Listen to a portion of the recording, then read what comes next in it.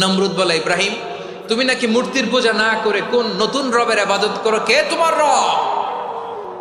সাইয়েদনা ইব্রাহিম বললেন, রব্বি আল্লাযী ইউহয়ী ওয়া ইউমীত, আমি এমন রবের ইবাদত করি যিনি জীবন দেন, যিনি মৃত্যু দেন।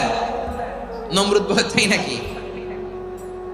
তোমার রব জীবন দেয় মৃত্যু দেয়, আর এটা তো আমি দেই, আমিও তো জীবন দেই, আমিও তো মৃত্যু দেই। সাইয়েদনা ইব্রাহিম বললেন, কেমন করে তুমি জীবন দাও মৃত্যু দাও, একটু দেখাও তো।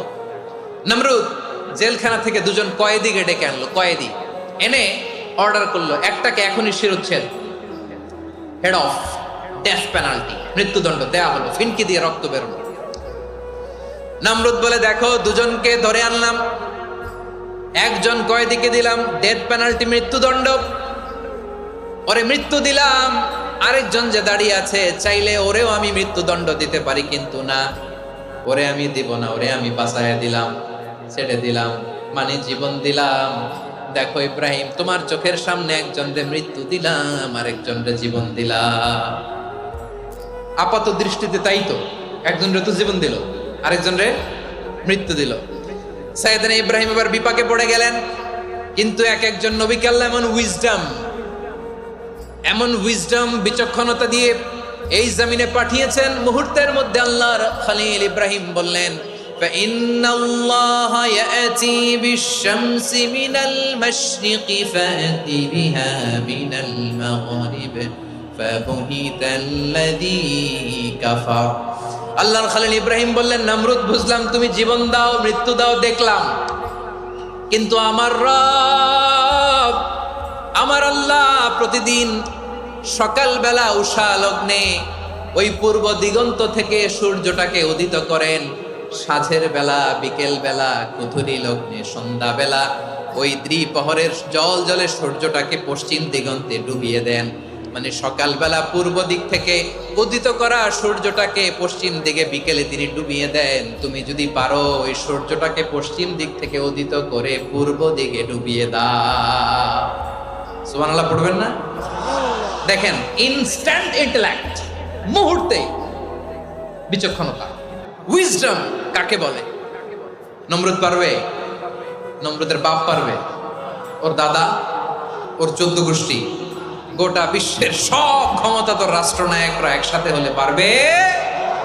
ফাবুহিতাল্লাযী কাফার পারে নাই, ব্যর্থ হয়েছে। এবার তেলে বেগুনে জ্বলে উঠেছে, রেগে মেগে আগুন বলে, ফালকুহু ফিল জাহিম, ওর সাথে তর্ক নাই, না পেরে এবার এটারে আগুনে ফেলা। বিশাল বিশাল গাছ কেটে লাকড়ি এনে আগুনের কুণ্ডলি বানানো হলো, দাউ দাউ দাউ দাউ করে আগুন জ্বলে। আল্লাহর খলিল ইব্রাহিমকে আগুনে নিক্ষেপ করা হবে। আল্লাহর খলিল সাইয়েদনা ইব্রাহিমের হাতের মধ্যে রশি দিয়ে টাইট করে বাঁধা হলো, পায়ের মধ্যেও টাইট করে রশি দিয়ে বাঁধা হলো। আল্লাহর খলিল ইব্রাহিমকে আগুনের কুণ্ডলির মধ্যে ফেলা হবে। ও মিয়া, আপনি যে বিপদের কারণে ভয় পান, হতাশ হন, এটা কোনো বিপদ ওনার বিপদের সামনে?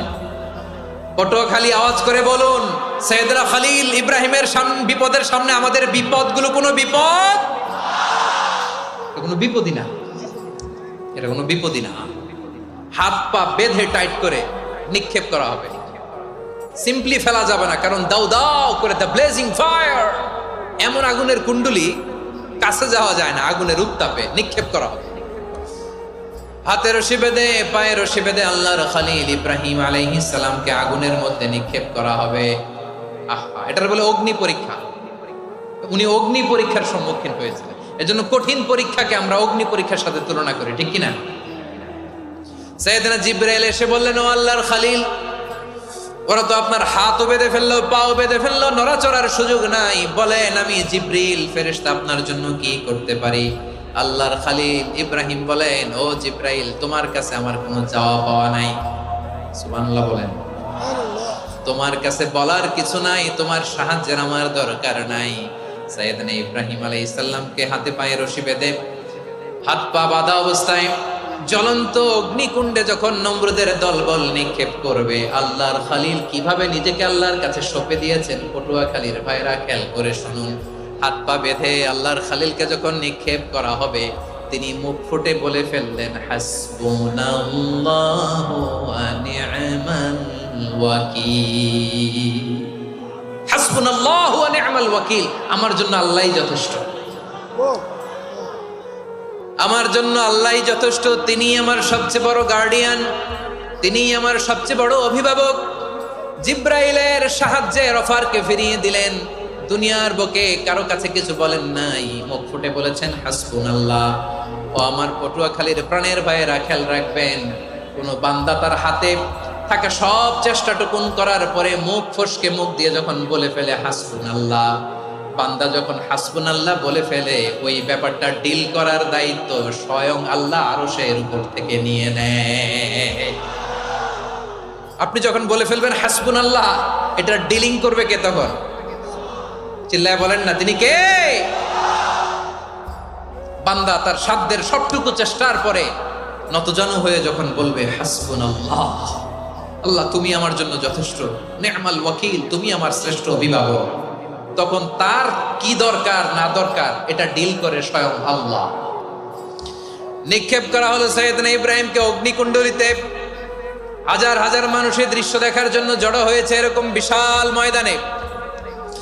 কিন্তু কি অবাক করা ঘটনা, সবাই ভয় পাচ্ছিল, না জানে কি হয়ে যায়। আল্লাহর খালিলকে যখন আগুনের কুণ্ডলিতে নিক্ষেপ করা হয়, আল্লাহর খালিল ইব্রাহিম আগুনের কুণ্ডলীর মধ্যে বসে বসে মানুষগুলোর দিকে তাকিয়ে হাসতে শুরু করে দেয়।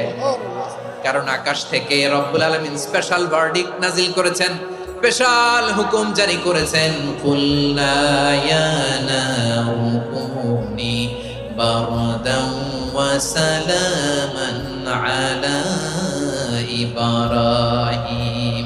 ও আগুন, খবরদার, সৃষ্টি শুরু থেকে তোকে একটা ধর্ম আমি বাতলে দিয়েছিলাম, তোর ধর্ম, আগুনের ধর্ম হলো যা পাবে জ্বালিয়ে সারখার করবে।